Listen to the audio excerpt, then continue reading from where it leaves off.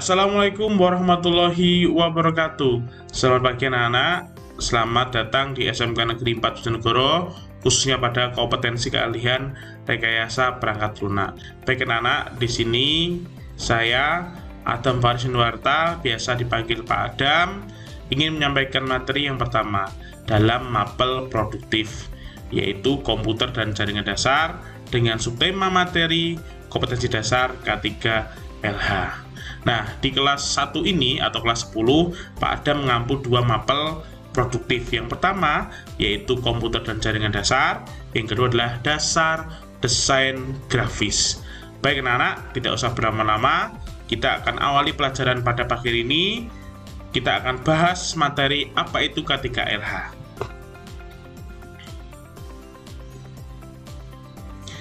K3LH adalah kesehatan dan keselamatan kerja dan lingkungan hidup.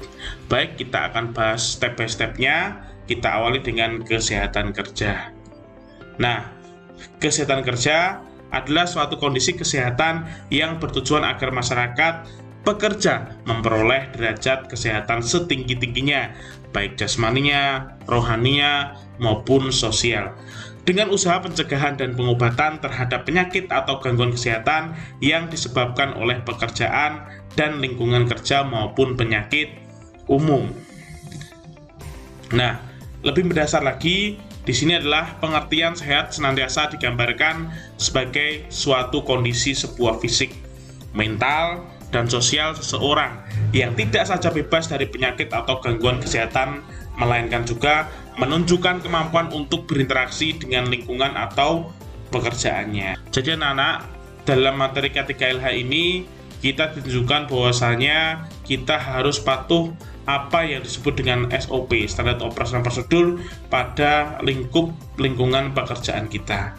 Jangan sampai kita yang berangkat dalam keadaan sehat, kita pulang, kita kecelakaan kerja. Nah, itu sangat-sangat merugikan kita dan perusahaan.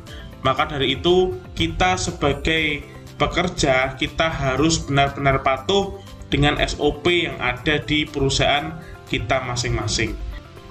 Oke, kita akan lanjutkan pada PowerPoint berikutnya.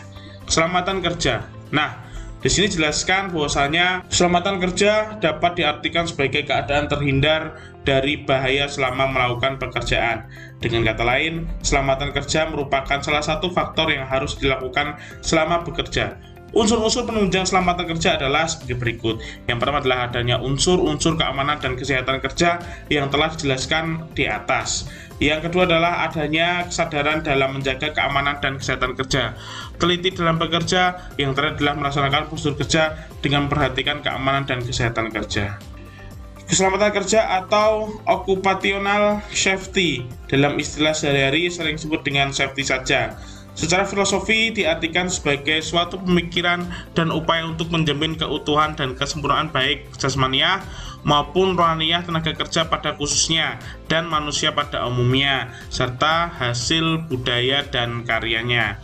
Dari segi keilmuan diartikan sebagai suatu pengetahuan dan penerapannya dalam usaha mencegah kemungkinan terjadinya kecelakaan dan penyakit akibat kerja. Nah, seperti yang Pak Adam jelaskan tadi, bahwasanya suatu keselamatan kerja atau safety itu harus benar-benar kita terapkan dalam lingkungan pekerjaan kita. Kita harus mematuhi yang namanya SOP, standar operasional prosedur yang ada di tempat kerja kita.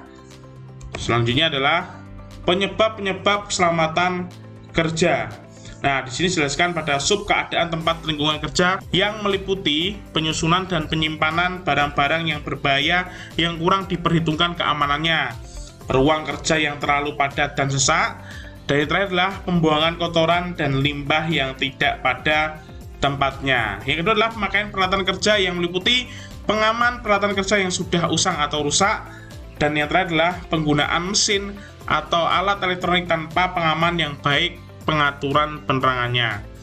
Jadi pada dua sub ini kita harus tahu bagaimana keadaan lingkungan kerja kita dan bagaimana peralatan untuk men-safety diri kita pada saat kita melakukan pekerjaan di lingkungan kerja kita. Keamanan kerja adalah unsur-unsur penunjang yang mendukung terciptanya suasana kerja yang aman, baik berupa material maupun non-material.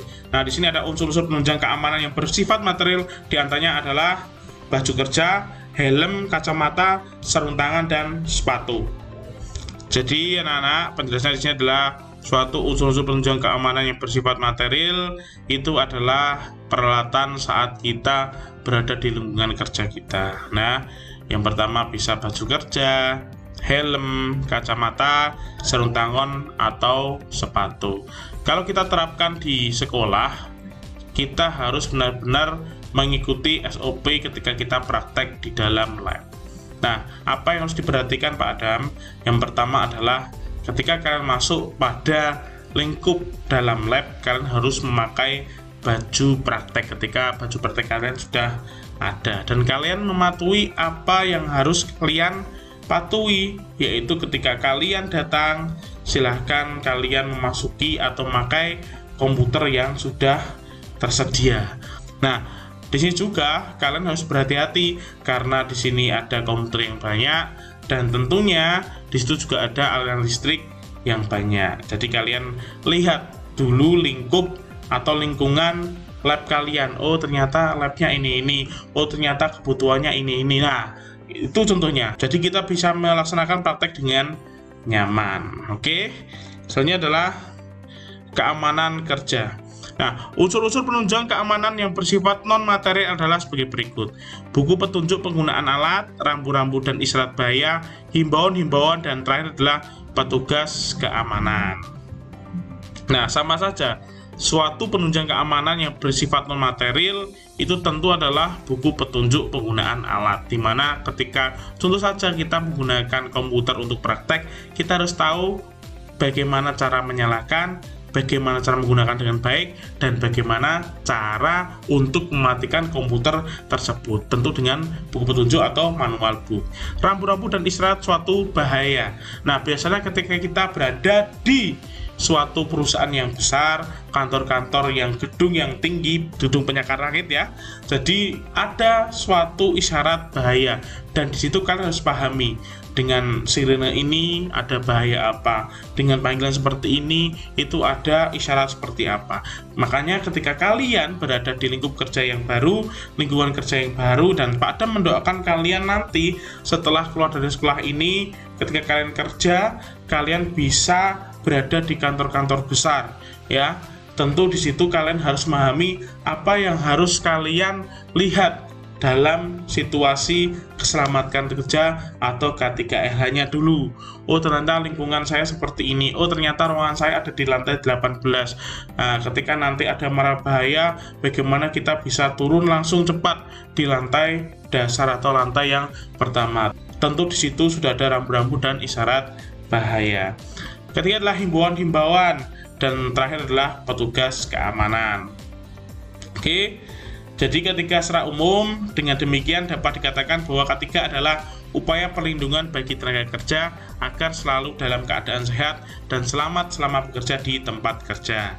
Nah, tempat kerja adalah ruang tertutup atau terbuka, bergerak atau tetap, atau sering dimasuki tenaga kerja untuk keperluan usaha dan tempat terdapatnya sumber-sumber bahaya. Selanjutnya adalah faktor kecelakaan kerja: sembrono dan tidak hati-hati, tidak mematuhi peraturan, tidak mengikuti prosedur standar kerja, tidak memakai alat pelindung diri, dan kondisi badan yang lemah. Seperti apa yang saya sampaikan, bahwasanya faktor kecelakaan kerja dalam 5 poin ini yaitu sembrono dan tidak hati-hati. Kita menyepelekan. Nah, itu sangat berbahaya. Tidak mematuhi peraturan. Jadi, apapun pekerjaan kalian pasti ada yang namanya SOP, standar operasional prosedur, yang harus kalian baca dan kalian pahami dan kalian laksanakan. Ketiga adalah tidak mengikuti prosedur standar kerja. Nah, sama saja dengan tidak mematuhi suatu peraturan, tidak memakai alat pelindung diri. Kalian dimanapun kalian berada, ketika kalian berada di lingkungan kerja, lihat lingkungan kerja kalian itu seperti apa. Ya, jadi apakah ada alat pelindung diri yang khusus atau tidak. Yang terakhir adalah kondisi badan yang lemah. Ya, seperti yang Pak Adam sampaikan barusan tadi, dalam keadaan kalian tidak sehat akan menyebabkan kalian sulit dalam melaksanakan pekerjaan kalian sendiri. Kecelakaan yang disebabkan oleh mesin, angkutan, peralatan kerja yang lain, bahan kimia, lingkungan kerja. Nah, mungkin kalian juga pernah dengar bagaimana suatu perusahaan atau suatu pabrik katakanlah ya, ada yang menyebabkan karyawannya kecelakaan dalam melaksanakan pekerjaannya, yaitu terkena mesinnya, atau alat angkutan, atau peralatan kerja yang lain, atau terkena bahan kimia, dan tentunya pada lingkungan kerja. Nah, ini harus kalian pahami benar-benar anak-anak, jangan sampai kalian sembrono dalam bidang pekerjaan yang khusus seperti ini ya. Jadi memang pekerjaan yang besar itu resikonya juga besar. Maka dari itu kalian sebagai orang yang sudah tahu ternyata K3LH itu harus diterapkan baik-baik bagi diri saya. Karena apa? Keluarga menunggu di rumah. Nah, tujuannya apa sih Pak untuk dibentuknya K3LH? Yaitu memelihara lingkungan kerja yang sehat, ya, mencegah atau mengobati kecelakaan yang disebabkan akibat pekerjaan sewaktu bekerja, mencegah dan mengobati keracunan yang ditimbulkan dari kerja, memelihara moral, mencegah dan mengobati keracunan yang timbul dari pekerjaan itu, menyesuaikan kemampuan dengan pekerjaan, dan merehabilitasi pekerja yang cedera atau sakit akibat pekerjaan. Unsur-unsur apa saja Pak penunjang keselamatan kerja? Yang pertama adalah adanya unsur-unsur keamanan dan kesehatan kerja yang telah dijelaskan di atas. Adanya kesadaran dalam menjaga keamanan dan kesehatan kerja, teliti dalam bekerja, melaksanakan prosedur kerja dengan memperhatikan keamanan dan keselamatan kerja. Nah, di sini ada prosedur bekerja dengan aman dan tertib. Ada tipsnya, yaitu menetapkan standar K3, menetapkan tata tertib yang harus dipatuhi, memonitor pelaksanaan peraturan-peraturan, menetapkan peraturan tersebut, dan mensosialisasikan peraturan dan perundang-undangan K3 ini kepada seluruh tenaga kerja. Tentu biasanya ketika kita bekerja, pasti akan di briefing seperti apa pekerjaan yang dikerjakan hari ini, dan tentunya harus ada yang namanya K3LH-nya, apapun itu pekerjaannya. Jadi anak-anak, ini adalah materi kesehatan dan keselamatan kerja dan lingkungan hidup atau K3LH. Patuhi apa yang menjadi suatu peraturan di perusahaan itu. Kalian amati lingkungan pekerjaan kalian dan kalian kerjakan dengan sepenuh hati. Tentunya adalah kalian menjaga diri kalian dengan baik-baik. Kalian harus bisa menjaga diri kalian dari suatu kecelakaan kerja. Intinya adalah patuhi peraturan yang ada di perusahaan kalian dalam konteks K3LH. Terima kasih. Semoga materi ini bermanfaat bagi kalian. Saya akhiri. Wassalamualaikum warahmatullahi wabarakatuh.